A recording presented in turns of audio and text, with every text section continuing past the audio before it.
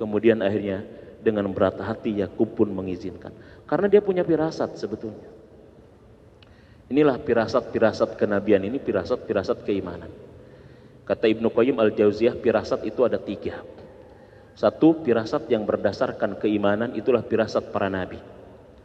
Ya, firasat itu ada 3. Firasat yang berdasarkan keimanan, firasat para nabi.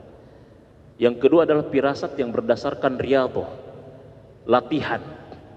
Karena dia latihan, qiyamul lailnya luar biasa, baca Qur'annya, zikirnya, puasanya, sehingga firasatnya tajam. Firasatnya tajam.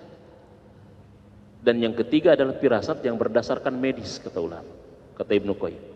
Firasat yang berdasarkan medis. Misalkan dia menurut medis, orang ini kayaknya napasnya tinggal Senin Kamis kayaknya nih gitu lah. Kan biasanya kan dokter suka ngomong kayak begitu. Ini nggak lama lagi orang kayaknya ini innalillahi wa inna ilaihi raji'un kayaknya. Ternyata dianya yang udah koma itu sehat lagi. Dokter yang ngomong gitunya yang innalillahi wa inna ilaihi raji'un kayaknya gitu lah. Itu kan namanya firasat berdasarkan medis. Boleh saja dokter menyatakan demikian karena berdasarkan ilmu medis dia gitu. Nah, kalau kita kan bukan dokter, maka kita bisa memiliki firasat yang tajam berdasarkan riyadhah kita, berdasarkan latihan kita, berdasarkan kedekatan kita dengan Allah, ibadah kita, zikir kita, baca Quran kita, maka akan memiliki firasat yang tajam. Itu firasat. Nah, yang terjadi dengan Nabi Yakub, firasat berdasarkan kenabian, berdasarkan keimanan. Dia punya firasat sebetulnya. Firasatnya tajam dia.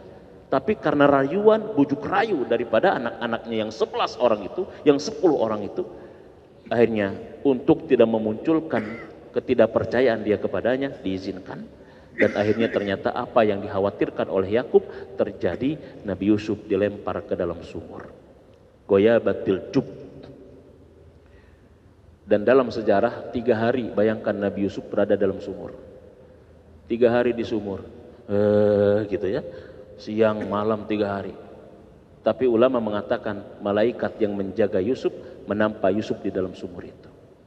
Sehingga pas ketika ada musafir yang melakukan perjalanan, maka mereka kehausan ngambil air, ternyata embernya berat, pas dibuka ternyata seorang anak laki-laki. Yang kata Said Qutb itu sekitar usia 14 tahunan. Ulama yang lain ketika diangkat dari sumur mengatakan Nabi Yusuf ketika itu usia 10 tahunan.